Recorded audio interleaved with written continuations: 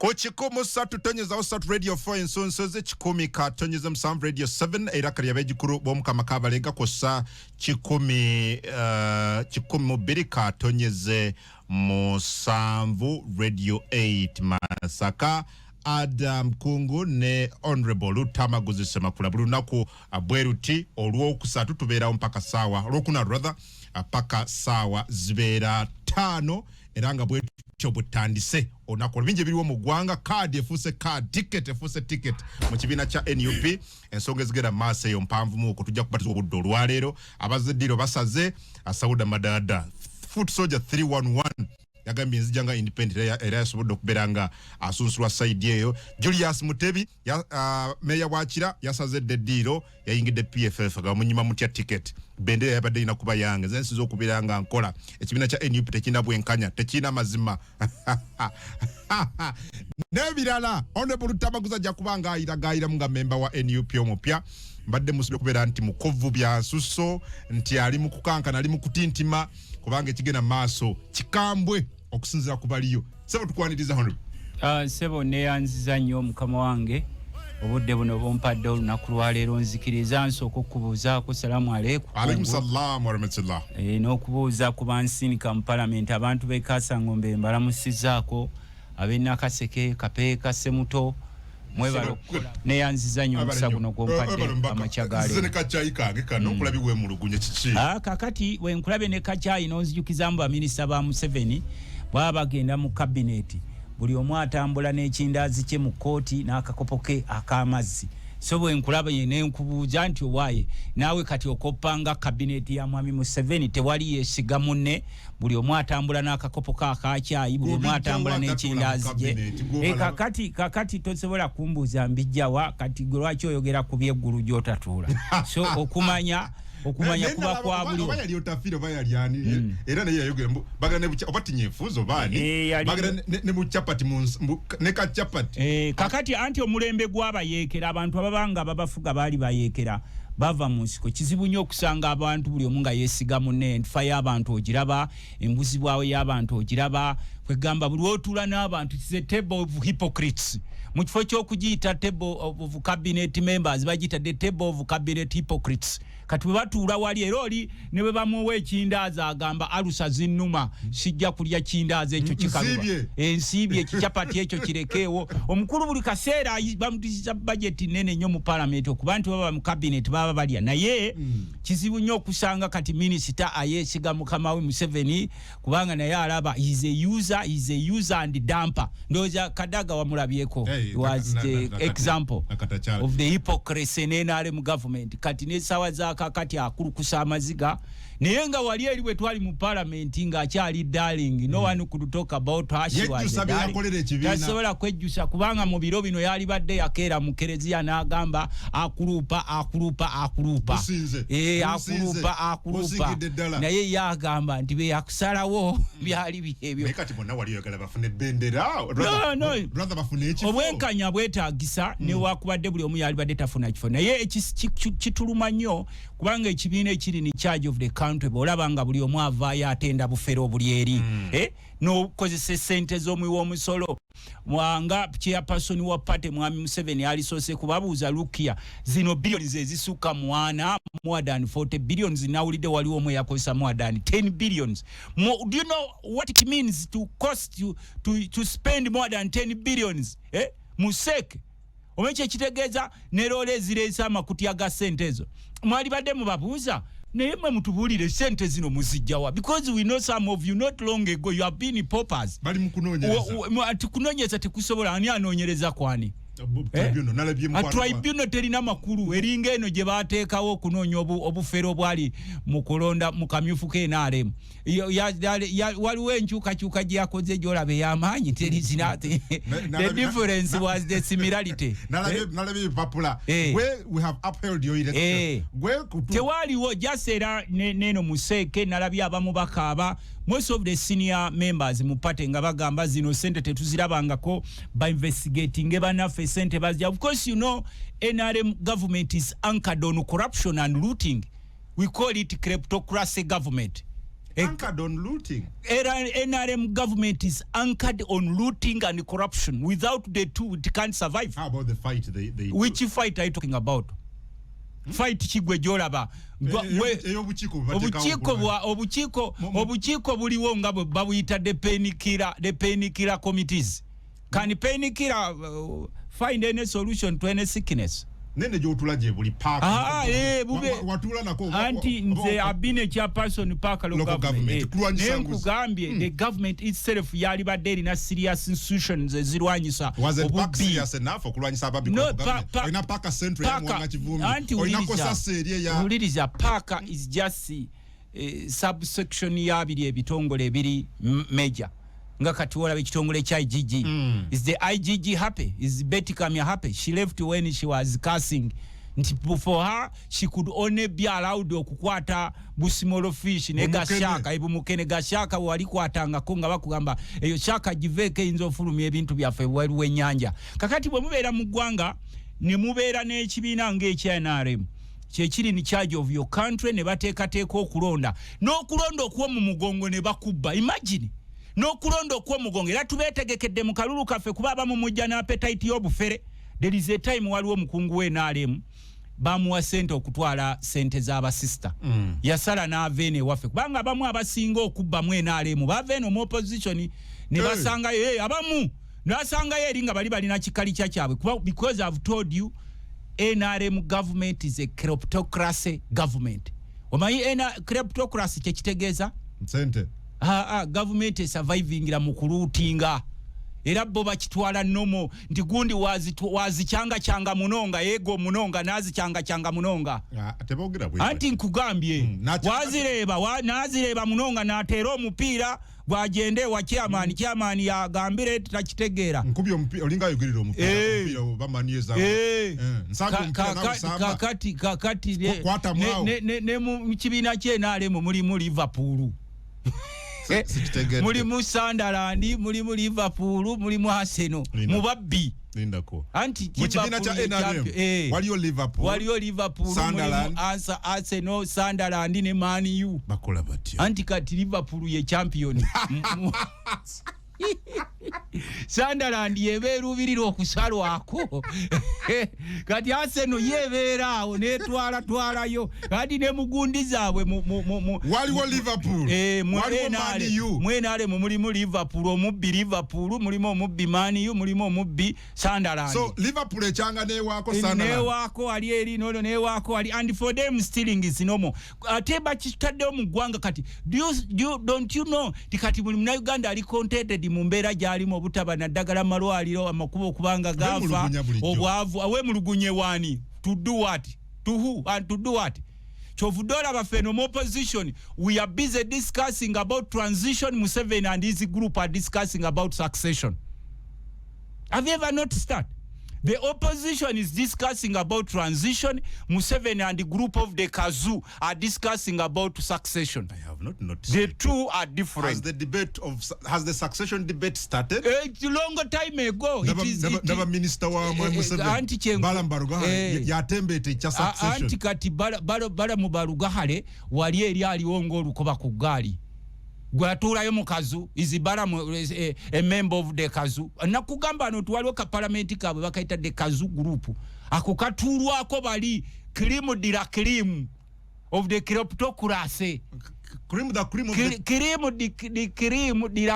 of the kleptocracy what cream of the kleptocracy bebatula mu Kazoo dazibala mu city there era yeba mukwasa wano etula mubani that cream the cream anti gwe choli nokola ko investigation. I've told you Ugandans are busy discussing about transition. Museveni and the cream of the Kazoo are discussing about succession.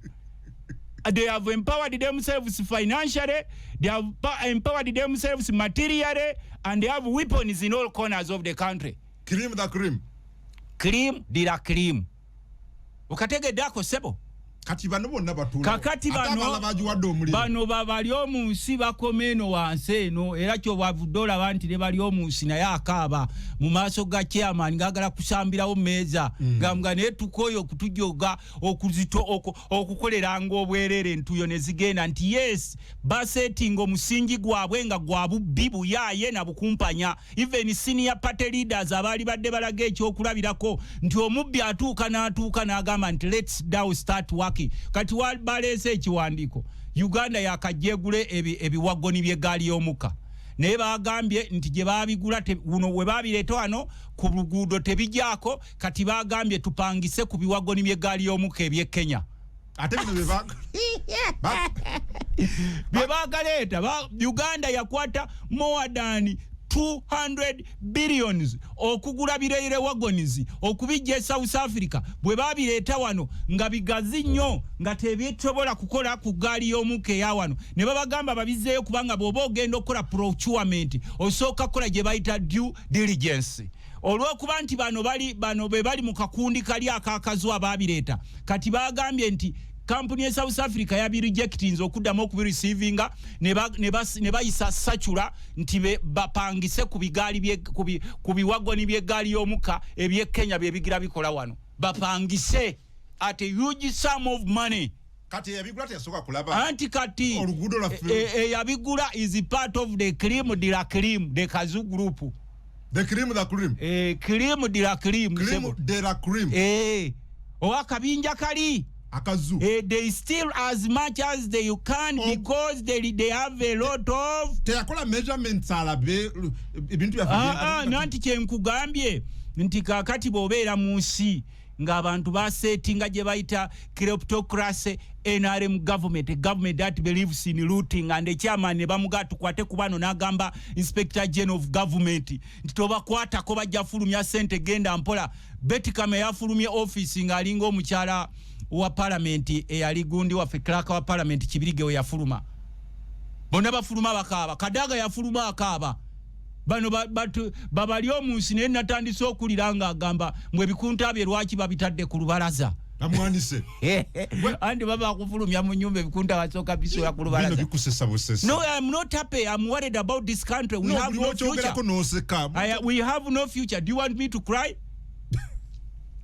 abantu beggwanga bafudde ebintu ebiri abunomo to binomo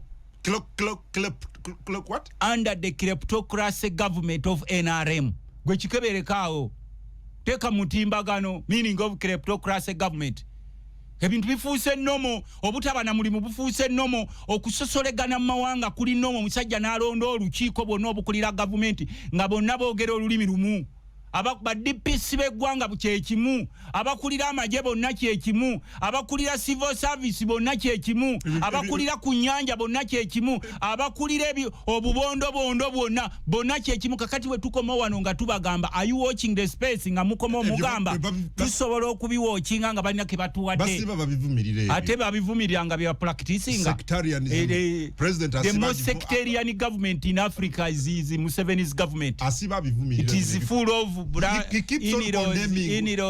We must look at ourselves as Uganda. No, kakati ebyo abyogerako practically nakola kiri opposite. Kubanga bwogamba kigambe ekyo ki. Kleptocratic government of NRM.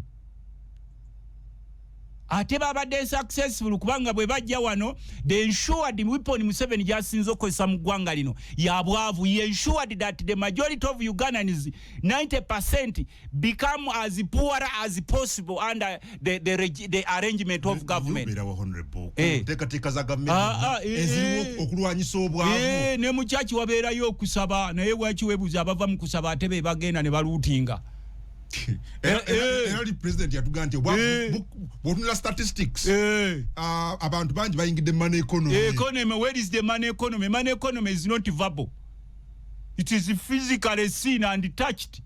Do you touch money? You don't touch. Do you hear someone talking about money? Bwebogera kubayingide money economy, do you think you are part of it?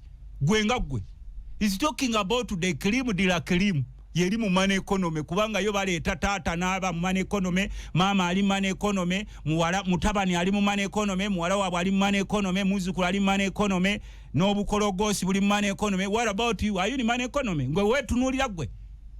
Oli mu money economy? Are you in money economy? Me? Hey. Are you in money economy? Kwa mwabamawuli mwebo baleetako emboozi ezo. Notabuuza. They are talking about money economy. Unakosa 5Ws nga gwe wamawuli. Nasomako ku Harvard. Do you know the 5Ws? Abamawuli ze mudipendinga kokola ensonga. Who are the people in the money economy? Who? You answer. Say the W and so who now? The Kazu group. They are in money economy. They are in money economy. They are in gold, they are in marbles, they are in arcades, they are Nyanja. They are in Nyanja. They bafuna contracts not using the Chinese. Where are you? Where are you? Do you have your relative who are in money economy? Then the radio. Who are in border economy? You are in border economy, not in the money economy. Okay, then where? Aren't you on that 5W? Where? Where are the money economy?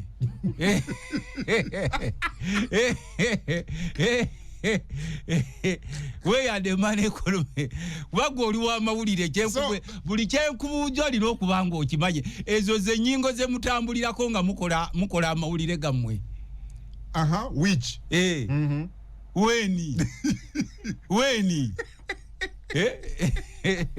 Kubaga ni abasajja babadde extremely very successful okubazanyira ku bwongo. Fe tutuuka n'abantu baffe mu byalo ne bagamba obona omusajja yatuloga tifenna tubenga tetukyategera ne bwe mwasuubira nti mwabasindika bagende basome balooleze eggwanga bonna babawunika obwongo buli totally opposite. So percentage ya 69 gye batugamba eri money economy teriyo. That is just on paper. Genda ku ground olonye money economy. What the PDM? Which PDM are you talking about? What the myoga? Which myoga are you talking about? Ejo abakulira emyogo bamanyi. Kikulu ekyo? No omanyi abakulira emyoga. Buli muluka. Omanyi million 10 ngaze baba. No, ekiriwa. Money, if you want to create wealth, you don't give money. You don't give handouts. Cash, handouts. You create a system that can enable Ugandans get money. So sikubaleta wakati omukulu mulaba atambula n'obubaasa bwe ali mu campaign abagoma n'abawa naawe abagoma naawe abazinyi ba ndombolo abazinyi endombolo nga babawana naawaako ababodaboda abazze nga beesibye ebisanja simanyi nga birimu n'ebigundigundi ebiwukawuka naawe simanyi bano be bazze bafuuwa firimbi bano bavuvuzera. My dear friend, this country is totally in slumber. Otuuka kujja twita civil service yonna yafa. Era kyovudde olaba nti IGG mu biseera by'ebisembayo eby'oluvannyuma ng'akola investigation ez'ekiwalasima yagambye nti ne ku disitulikiti zonna emirimu egiweebwayo 90% giba bribed.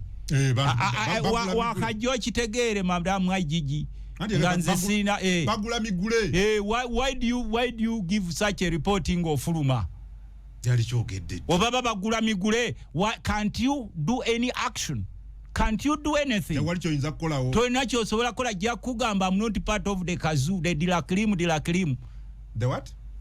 Nkugambye kali eri she's not part ne bamuteekawo wali nga Kurimu de la Cream is not ne part of it. bamuteekawo wali eri nga wolaba baleeta. Tosobola kuba mu bifo ebyo nga toli muto. Ate kati mu bifo ebyo ogolooza buli gwe bakiteekamu abana amaanyi. Ate eyo Kurimu de la Cream ebubani. Anti erimu kali akabinja akatuula ekiro ne kagamba let's discuss about succession. Leave Ugandans to discuss about transition as the Cream de la Cream discuss about succession. And most of your time are you part of the Kurimu de la Cream? No, I am not part. That's why I'm worried. That's why I'm worried. You're not part? Yes, that's why I'm worried. Even you should be worried about what is going to happen to country. Toli mu money economy. Ate money economy yeriwa. Wangambye nze sirimu. Nange sirimu money economy erimu bakabinja kakazugo kabuuzanga Museveni abamawule mutera okugenda mu State House n'abawa ku bicepere ojjomu ennaku zino abasinga yabagoba ojjomubuuje nti amampulira balutamaguzi boogera ku kabinja koyita kazu ke kakimbu ka parliament kali awo katono ke kasalawo natibwe ono agende mukomera ono abe n'obugagga ono taba nabwo bino tubitwale bino tubikole eno bino tubikole bwe tuti ke kabinja kaabwe. Era ke kasalawo oba onooba n'ettaka oba toobe nalyo. ke kabinja akayisamu abataka ba Buganda olugayo ne kabagamba nti mwe mweyita abataka oba mweyita abataka mutulage we mutuula ndite tuli nawe tutuula nti ate omutaka talina watuula ne bagenda ne bayita wakazu n'abagamba guliddawo oba kyali mutaka nga bakugulidde wobeeranga omutaka nga talina butaka kati omusenze n'amuyita n'amujoga n'amuga jankugulira obutaka obo kyali mutaka obo tukyali mutaka ndi kye bakugamba nti wa no more you are no more actions speak louder than words akazu ke kasalawo bamulina obugaga they extremely rich, their children extremely rich, their women are extremely rich, they have bungalows in Uganda, they have bungalows outside in Dubai, they are putting up apartments, buying villages in Dubai, they own the lakes, the lake bazitematema mu poloti bobanga no kakutanda nowe twala bino bye mwagamba ngambu ogenze ku nyanja simanyi leke Victoria mbwe nyanja yabo noku ateddobo no malo sura yeddobo ogenda okulaba nga bakubye kuye tosola gante nyanja bakisana kakati gwe genda obeko ovuba nza kubulira ndabayo basirikale bwenzija wano ndabayo basirikale bakubaganya abantu ku nyanja aba basirikale ba deployingayo olwaleero bavumbudde golodi asinga gold deposits ezisinga obunene in the world, the biggest gold deposits in the world in Busia yo nabuko okukirya bonna enjazi eziri wansi okukirya district nga 8 ziri mu gold ne bagamba these are the biggest gold deposits in the world. Museveni yakutte ekibinja kye secretary kyaba China n'agenda ne batongoza ndaga kuba kulembeze bo mu kitundu walabye mu kifaananyi ekyo nga batongoza gold deposits e Busia Wagagai. Ondage nti MP yabadde wano, ondage chairman welo C5 yabadde wano, ondage ba councillor, even other traditional leaders aba region zezo n'abatuula ku seke ya NRM ongambe nti yabayise nga batongoza biggest gold deposit mine in the world. Wagoberedde bulungi anti kati kyenkugambye ebifaananyi obirinawo bino tuli ku radio eno radio kwawukanako ne radio y'omuzindalo gwe waffe ku kyalo Nakaseke etambula eggwanga lyonna nti Museveni bwe yabadde atongoza bibiro oba deposits za gold ezisinga mu nsi yonna wasinga gold omungi kati mu nsi yonna gwe babaliriramu $40 trillion ombulire oba ku ba local leaders oba ba representative b'ebitundu ebyo including MPs chairperson LC5 ba councillors babadde present mu lukiiko olwo olw'Wagagai lwabaddemu Museveni, the Kazoo and the Chinese. The Chinese are the employees of the Kazoos. Egenda wali ekyuma ekirifininga gold mu Africa. The biggest kati ekisinga okurifininga gold mu Africa ekisinga obunene kiri wali Entebbe airport. Genda obuze the owners. Nikati abakaba parliament. Kakati nkugambye.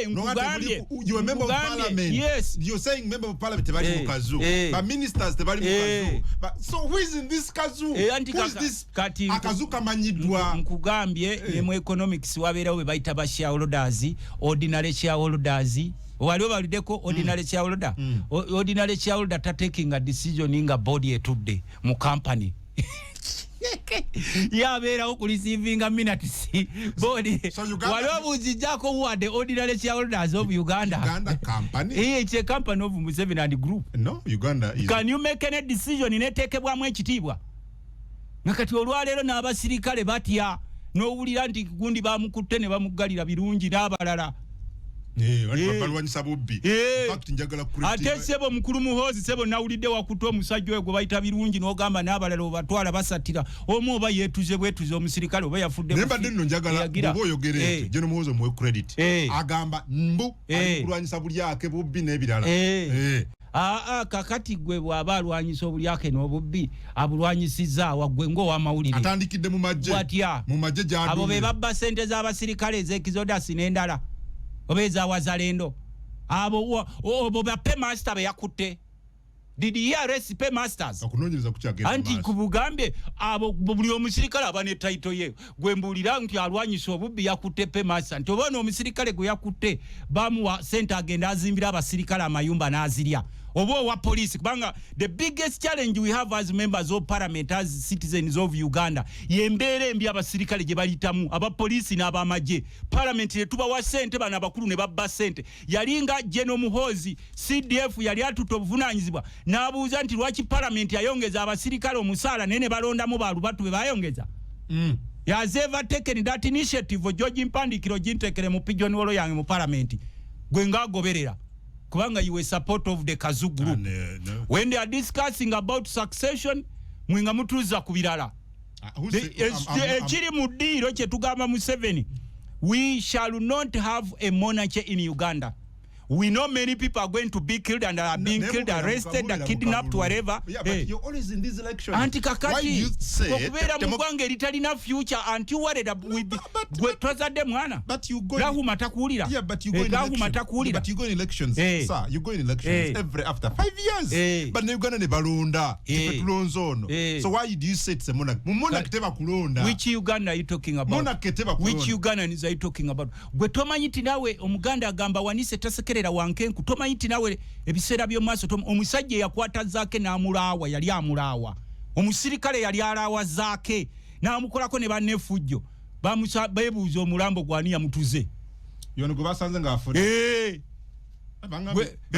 mbwabadde alondo wuuyo mukebeera awo yali alaawa zaake wuuyo musome kumanya ge kansome wano naye yali amulaawa yali alaawa zaake n'abalala be bakolako effujjo Eddi Mutwe kye baamukola a senior police officer known for his role in monitoring opposition figures exactly including Dr. Kizza underline known in his role in monitoring opposition figures kati we bamala okukozesa you are supposed to go Wanyamiyonga bamuyita SP Musa Walugembe Boba Walugembe ono omutuufu munnango ojja tusonyiwa twekanga mu lumbeero baabirizaako embwa Walugembe yali alaawa zaake n'abantu baffe opposition bemuwamba ne mubatemula nga babakozesa ne mubabuzaawo bw'oba Walugembe omutuufu abatali bano ba Walugembe abava ku mulirwano bw'oba Walugembe omutuufu ku lumbeero bajja kwabizaako mbwa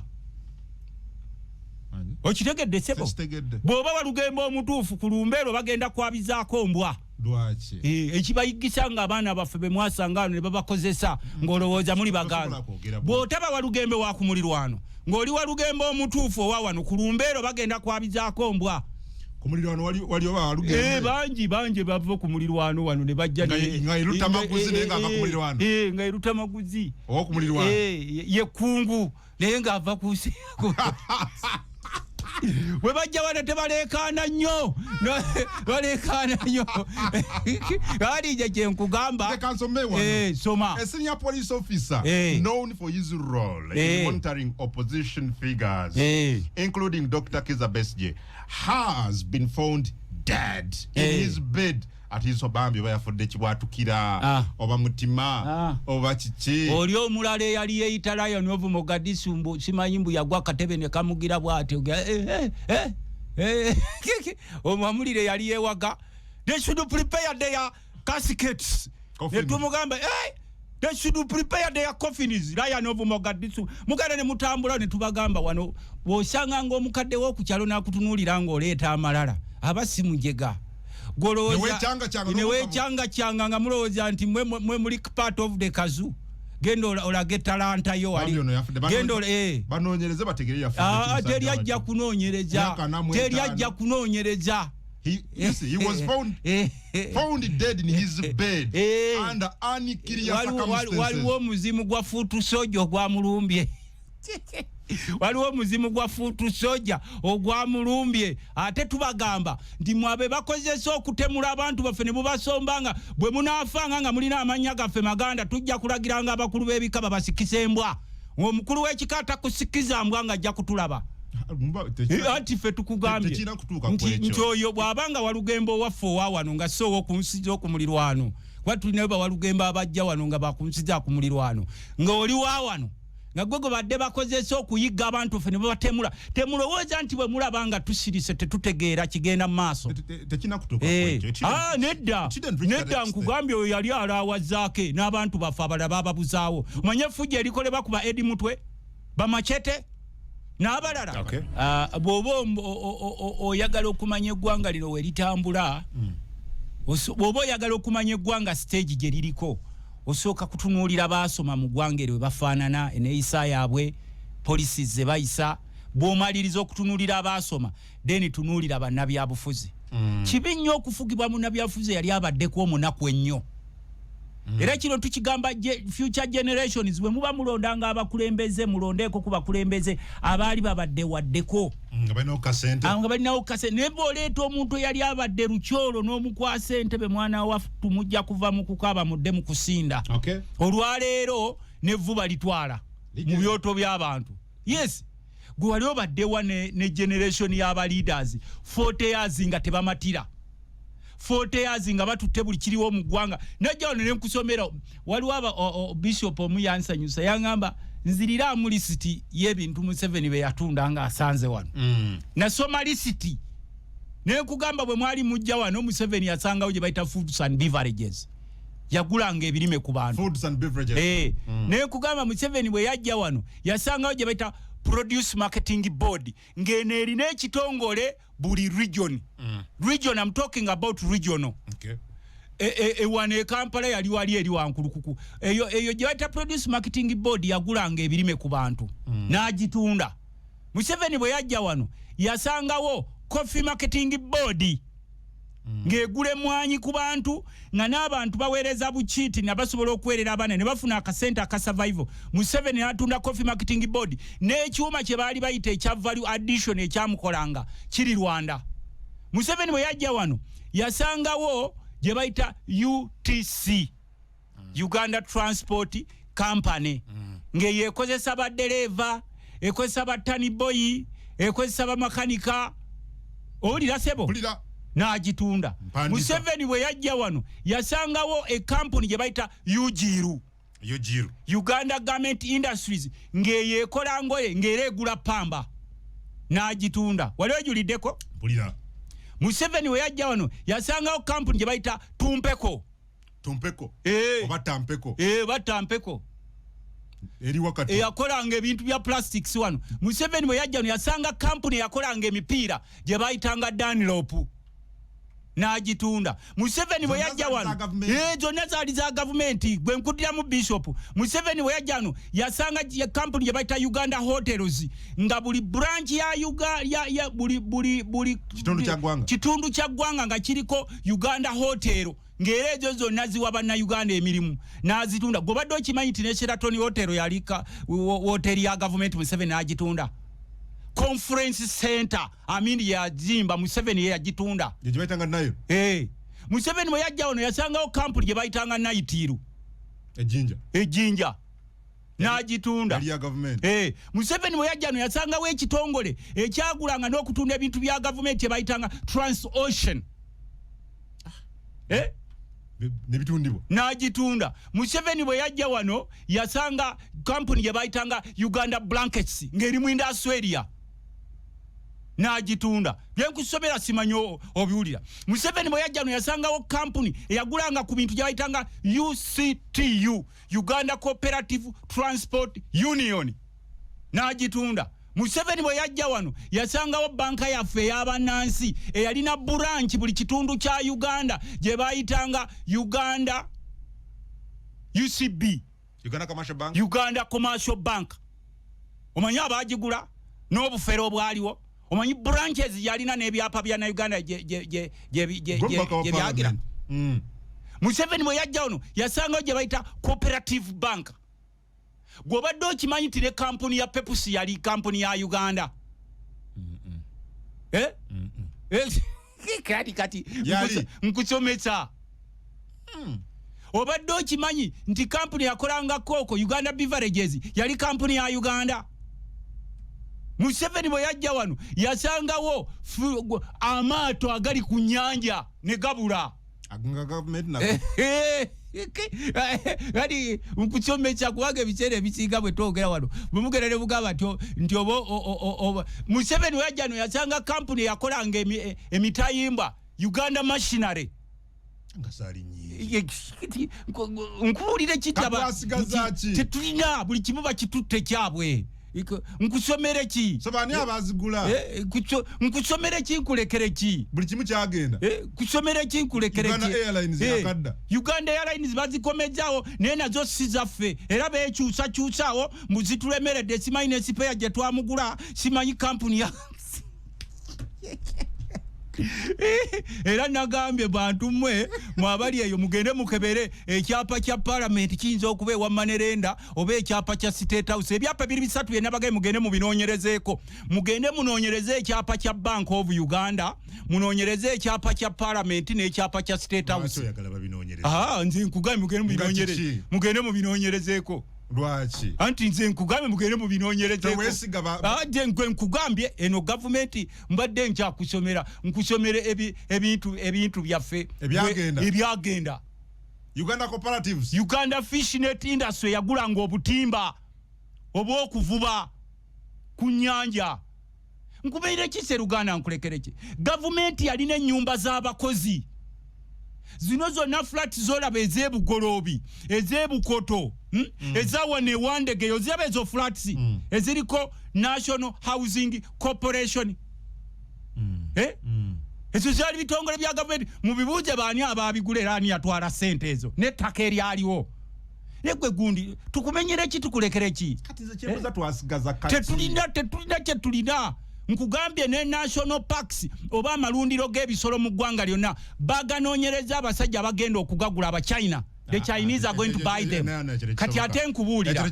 Kati nkubuulidde. Radio 4, Radio 7, ne Radio 8. Adam Kongo Gega. Bwino gwe nkuwomuwulira.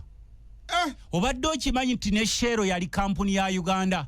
That's an international company. So it's not the government ng'egigula. Never an exclusive rights. Kyogambe. Obadde okimanyi twalina gye bayitanga Uganda Motors. Njiwulira Uganda Motors yaliwo. Eri luddawa. Yagenda wa. Ati kaakati tukuso. Gw'obadde okimanyi nti eggwanga lyaffe eno Uganda lyalinako ze bayita oil reserves nti amafuta bwe gaba gabuze mu nsi yonna nga mugenda bugenzi ne mujjayo amafuta ago ne mugatunda ate normal price. Anti kye nkugamba gwe tuzukusa mu abali mu tulo. Nange mwendi mbali mu. Do you know why some people are extremely rich yet they came in power when you are extremely poor? Wali weewunyizaako lwaki tugenda mu kulonda abantu abamu nga basalawo bamuttibwe naye nga tebavudde mu buyinza. Wali okirabyeko ng'olaba obubinja bw'abantu abaliwo nga bo tageti yabwe kuba tageti either to kill you, to kidnap you, okukola ebintu byonna ebiri evil. Because they own whatever used to belong to the government of Uganda, now they call themselves the government.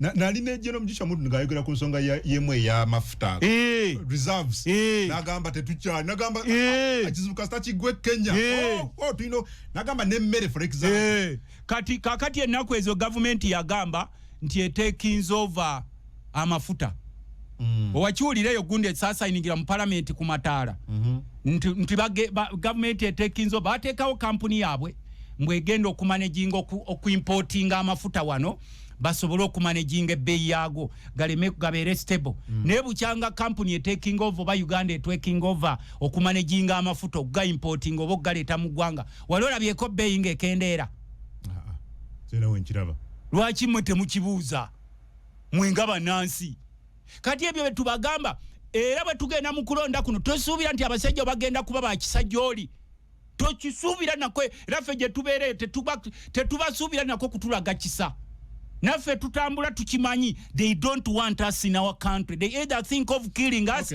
kidnapping us, oba tukolako effujjo. Because boyogira bino byonna lyajja kuga nti ensi etambula ensi privatization etambula etya nkugambye nzize wano ne nkubuulira nze bojjano toyagala nakumpa kitibwa nagamba bwe nzijjanga wano olina okumpita Right Honorable Shadow Minister of Lands bwe nzijja wano mpita Honorable Lutamaguzi gw'obadde okimanyi nti ndi Right Honorable Shadow Minister of Lands nkukolera bwe investigation zo n'ozitumya mwe bannansi mwasigala kubeerawo ba onlookers ate PPP public private partnership nga nsi ki kubulya jakola argument against ndagaawo ensi ya implementing PPP ezo public private partnership like in which country gokindage kubanga tuli wano Rwanda. Do you know why Rwanda is successful? Namwe mujegomba atenga bava wano nga bava wano fe twagende Rwanda ensi ye Rwanda yaggwawo from scratch. So why? Anti because the Rwandese are in charge of Rwanda. Nalaba wano the Rwandese are in charge of Rwanda. Gendo yogererewo mbufenga abaganda tuze Rwanda. Nalaba wano nga omuntu aganti ateba abaka namwe muva wano ogende Rwanda okubenchmark nze akuwulira nze bansindikayo ku mulembe gwa Kadaga nga tugenze Rwanda okubenchmarking enkulaakulana nasula mu hoteli eri awo nasanga bamemba bange aba UN bagita let me go hotel in Rwanda Kigali nga tugenzo benchmarking region zonna ezafuna sente za standard gauge railway zazimaladda owafe wano yakazijjayo emirundi ena kati bazijjayo n'ogwokutaano ate ejjukira tuli mu kalulu region Rwanda Kenya yazimba deyayo negwa nagenda nze Rutamaguzi minister Musasizi nono Kateshumbwe netugenda nga batusindise Dickson nga tugenze Mombasa netugende Kenya okulambula standard gauge railway ngewedde sente twatandika lunaku twazifuna bisera the same time fezave twakazifuna emirundi ena. Do you know why these people are too rich? Nagende and they own square miles in the villages mwe mwasigala kubeera bako babasiba bugwa bwangato na kubagira yes nagende Kenya ennyonyi yandeka wano okay nenga nali nokube Mombasa by all means so ngate nyonje nokulinda gende Mombasa nyina kujja after 3 days so nengamba omugezi akyusa afunine nyonye mujje Entebbe ensule Nairobi then bwe natuka ngampulira okwali uroire yamanye nnyo egali yomukka eva Nairobi paka Mombasa nengamba kankoleeki nefune nyonyi nensule Nairobi nengenda for the first time nentuka kweyo gali yabo yomukka Nairobi standard Nairobi terminus nakwata ku mutwe nalaba organization nalaba au ku Nairobi terminus obanga alisaye kyenyonyi kati gwebo fast within 5 hours nga Mombasa tomenyeka gwebobeera nebbala mu minister omugamba ki gwebobeera nebbala mu minister atula wali ku kazuna alengera we kateetsa kuba bbala mwasobola okuwandika kakiiti wali kazuna akaweereza ndi abaye kungu yabadde keno kano ka video mukalaba omugamba ki minister w'abaana muleke minister tukwata engalabi zaffe ne tugenda okubenchmarking Rwanda Rutamaguze twakwatanga engalabi zaffe ne tugenda tusome enkulaakulana Rwanda kati Rwanda abasajja be Rwanda mubegomba they are determined to develop their country bazimbe gwanga lya from scratch muwano ne hamu bwaba ateekawo omwala muleeta ebyobufuzi nayogera wano waliwo wankyaza luli eri ne mbagamba nti kakati hamu nga mumugambye agoberere emitendera gy'okuzimba omwala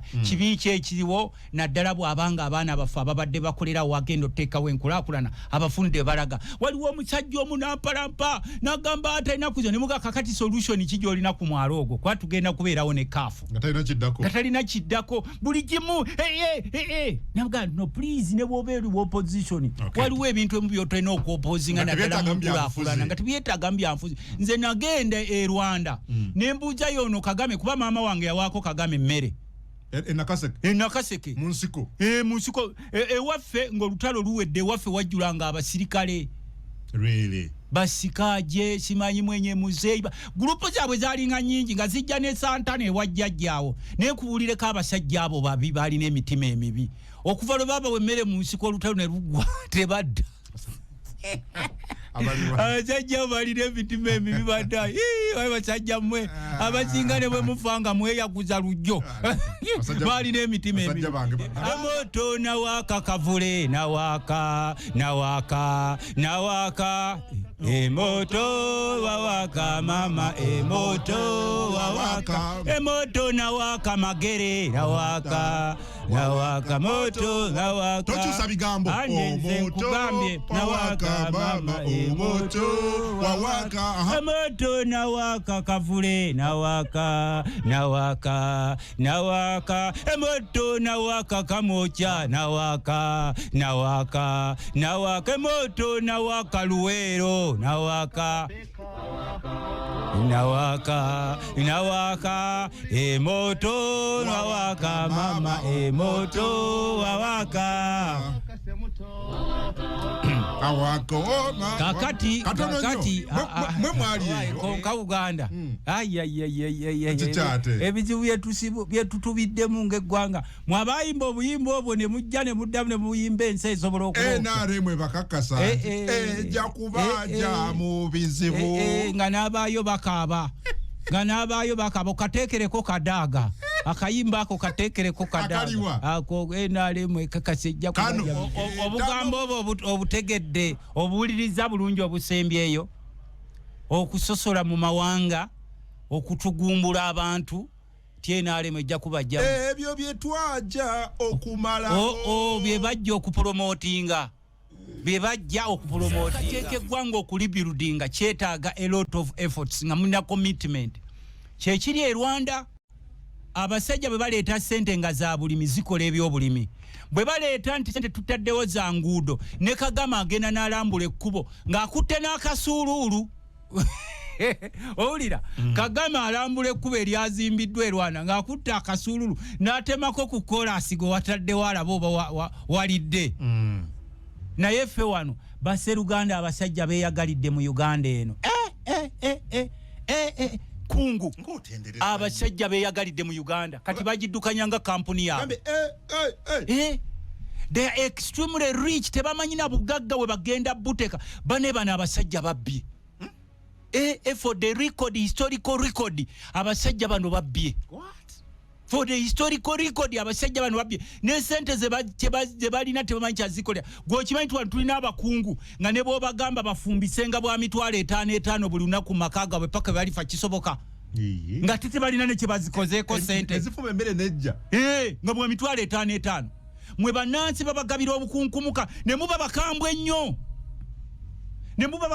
bwe bagabidde obukunkumuka genda otuuke mu byalo ebiweddemu essuubi nze era obwedde abaana abasinga bankubira onalebo saafunye simanyi nze kaadi ne mugaba nedda nze kubagaba ekaadi ku kibiina ky'NUP tonnalabako nti ndi ku komite eyateereddwawo egaba kaadi okujja ng'oliko ekikyamu ku mutwe kubagaba ekaadi mu NUP gwe ng'okujjako ng'olina engalabi kuba waliwo obubinja bw'NRM beebadde yasiga eno mu opposition obadde okimanyi bendera z'abantu mwazigabye mutya baagabye ekisaanidde bwe baba tebaakuwadde oba babaakuwadde ne bakuggyako wabaddewo influence gobadde okimanyi nti abasajja b'NRM babadde batuyingiridde wabaddewo okusaba ssente si kusaba ssente gwe baasabye ssente lwaki towanika omukono NRM ebadde yatuyingira nabagamba nti abasajja bano nga mulaba basirise tebatudde tulina n'obubinja bw'ogenda obuuze ssentebe wo weggombolola oba owa disitulikiti bw'aba opposition yagenda ekyankwanzi mu lukiiko lwa Nabbanja lwe yayita the discussion ze baalimu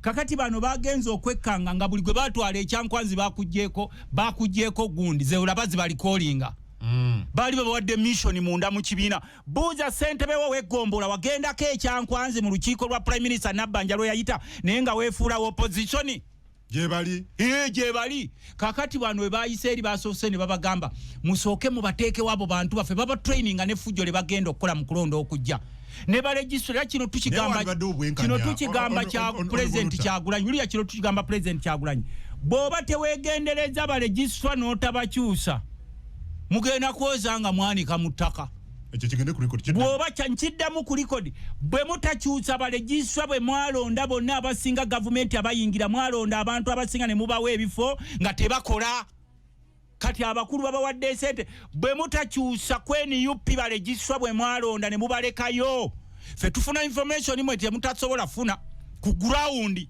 bwe mulekayo baregistra abasinga 90% ne mutabakyusa mugenda kwoza nga mwanike mu ttaka ne muvyo gyonna gye mugenda ofuna mu kibiina gigenda kuva kuba pate registra kakati ekyo nkikubuulirako kakati nze nkugambye nti okusinzira kubamu abatafunye bendera wabadde okugaba ssente n'ogalwa kitebavaayo omu ku bo bamuyita Julius Mutebi tebamuwadde kati oyo amanye ekyamumisiza kaadi wuuyo muwulire ng'ayogera niemwemu milioni 10 okusobola okukyusiza ebyo ebyali kapapula zibeere mu favor yange n'amala n'angamba naye sente zino zeetaagisa kati olwaleero olw'eggulu nangamba ebyalo byewammwe kubanga bwe bampadde ebyalo byewammwe tebiryana naye nga kiro erimu ebyalo 54 mukyayamuvere kumbaza nti we ne mugamba nti kale namuleka ali awo akamere ne nkasasula ne mugaka ngende nnoonye ssente bwe nagenda sadda munamukubira sadda munakola kikuba nanyiiga nnyo nti asobola okuplayingira ku conscience yange to that extent, and so many people, I must admit, have been fleeced. Babaliddeko sente mukaseera ako kati ekintu ani kusaba sente because mayor at least I've known you banga ddene omusajja w'amazima tuli ku TV bwe kibanga kyakoleddwa then kikyamu so ani kusaba sente sijja mwogera linnya naye tajja mwogera linnya kakati naye akugambya those are allegations bobanga olina proof ogireta ne kubyakoze ne mutamu wa bendera Latifu byakoze ne mutamu wa bendera oli muganda Paul Mugabe ne mutamu wa bendera oli muganda abaganda bagamba jjanja bomulwadde akola ki si amusikira kuba oyinza musajja ne yetikanga omulwadde n'amussa katanda naye ate ekira mukisoba bankovu azirina bazeemu ne bekengejja ne basengejja abantu ku kibiina waliwo ebintu emumbye mutasobola kumanya mmwe nkugambye Museveni yayingira dda mu kibiina kyaffe NUP era kyovudde olaba abamu babakimyeko kkaadi tubadde tukuwadde nezikomewo eno gwobadde okimanyi nti ekibiina kyawandiise nekigamba nti temuteerako mwe baregistra stamp paka nga maze okufuna final gundi y'oku kibiina naye abamu ne bafulutuka emisinde ne bateekako misinde ne bateekako naye nga ate bamaze okufuna circular eva ku kitebe era kyenagamba ekyo nakigamba president kubanza akalulu nkenoonyeza akange ne mugamba tukunoonyeza ekifo ekisinga obukulu mu ggwanga kyabwa president naye bw'otakyusa baregisitula ffe tumanyi ffe newaffe mu bulemeezi yonna baregisitula batula n'abakungu b'NRM ne batematema nti twagala ono twagala oli ne Sauda Madada nebi anti nkugambye obajjanga independent ajje ate amala kukubya birango bwoba osazeewo okujjanga independent jangu oba bamuwandiise bamuwandiike nze kyensaba ekitebe ky'NUP bwe mutakyusa baregisitula okusinziira ku ffe bye tusoma ffe tuli ku ground za akalulu akange nkakuumera manye ekigira naye nze akalu ke mba ntunudde ka president ate tewali mbeera etabuse Latifu awanda muliro awanda gukola ki naye naawe ng'oli Latifu wafugako ebisanja emyaka 2 n'okomawo ne ku kafo ka mmeeya akalinga akakansala n'otandika okukaaba wali mufuti wa ggwanga ddamba mufuti wa ggwanga ate n'okomawo gye ku bwayimaamu gy'okaabira eno wansi ku muzikiti gwe Nakaseke muteba nammwe mumatireeko tetuganye waliwo egira naye nammwe mumatireeko nammwe temutuleetako ntondo nti tutamaguzi agaiba era kyenagambye wano bali mwezo ju bali mwezo ju nze bino byandi musajja mukulu nze omanye ebbanga lyetukoleredde NUP naye nga tuli eno nkugambye goma ebbanga lyetukoleredde NUP goma ebbanga lyetukoleredde NUP naye nga tuli eno nonkyazanga omanye ebbanga lyonkyazizanga ng'ombuuza lwaki wagira NUP wali mu dipping okolera NUP omanye ebbanga nga tusengejja enkwezengo ojja ziraba edde nedde eri kuba kati ebyobufuzi bifuuse byanfuna mukyala wa mukwano gwo neyaza anti nkugambye bali mwezo ju ati nze nkugambye bali mwezo ju bali mwezo road mayor ju ate bali mweze bwe tukuteeka mu kibuga kyaffe noddamu n'okaaba ffe tujja okweyeekerera twetaaga mpuliriza tulese yingiri ate ombuulira nti wano waliwo eyasoma omugigi anti nze nkugaye ndese yinginiya nkuleetedde yinginiya omanyi omusajja yakyusa omanyi meeya yakyusa ekibuga kya New York omanyi looya yakyusa ekibuga kya New York yinginiya nkugambye omanyi road meeya yakyusa ekibuga kya New York tegedde kyetwogerako bali mwezo ju goddamu ju road meeya bali mwezo ju oyagala nziremu ki ju teka zamu ju nze ju kitegeeza ki gwe kyogamba tokimanyi nkola ntya nkola bwe nti nkola ntya okola wanika ekikono ogambe road mayor bali mwezo ju Lord Mayor Ju bali mwezo Ju mwabe nale mu mwalesani mu kibuga abe nale mu mwalesani oyo gwe mwalese mugamba akwate ebipande bya Lord Mayor bali mwezo. Okay, katikiriza nkutereza bwedda gwansomesa kaneka nkusomesa mpulira nze sirina kibiina kya byabufuzi kyempagira naye mu kibuga wangaliramu sirina munnabyabufuzi gwempagira actually nze bannabyabufuzi nabakoowa ate wabakoowa otya kubanga balimba tobolaba Kampala awangula yabawangula anti kati oddamu ne wakubadde wakoowa fe tuba tubeere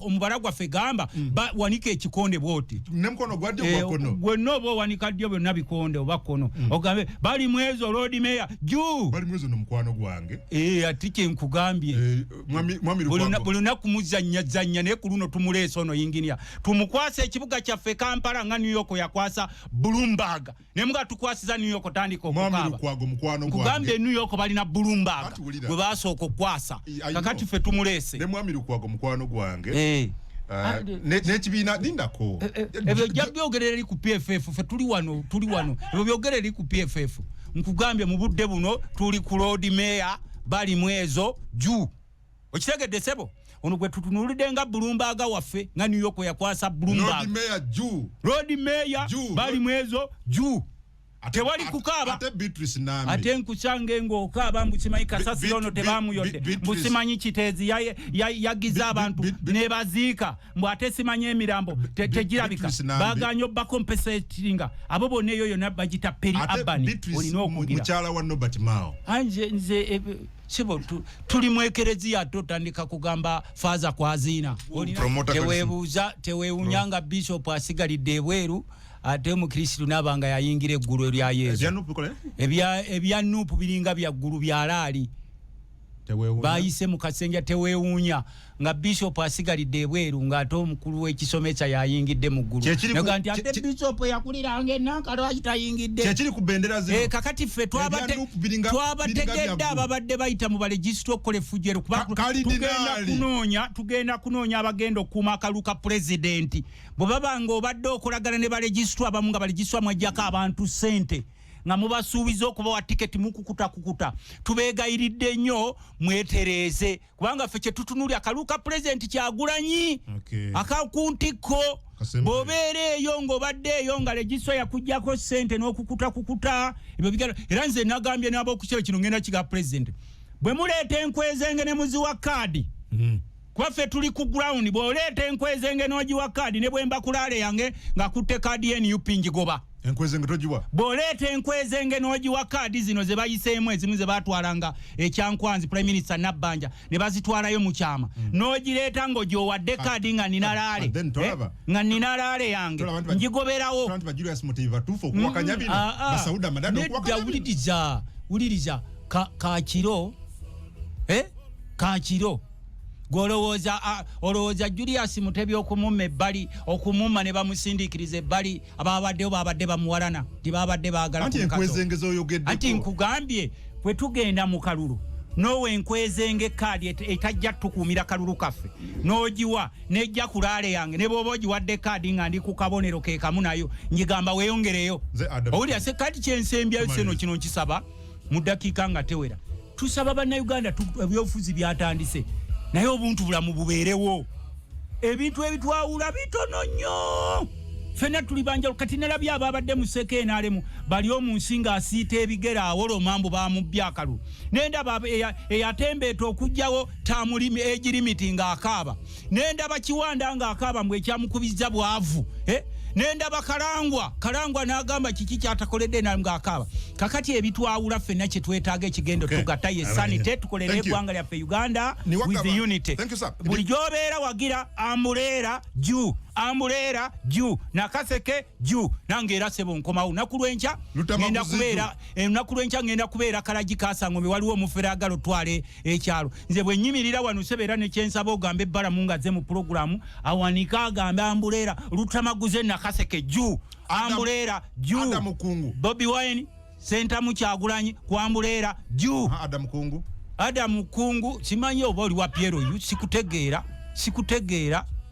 sikutegeera bulungi Utambudde nawe bala ino lyonna. sikutegeera Utambudde fena for years. sikutegeera bulungi naye sebo Adamu Kunguju. njagala kwebaza nnyo abaababise kino ekikazi ekibadde kiwemula njagala kubeebaza nnyo abaababise ekikazi ekibadde kiwemula Tosobola kuwa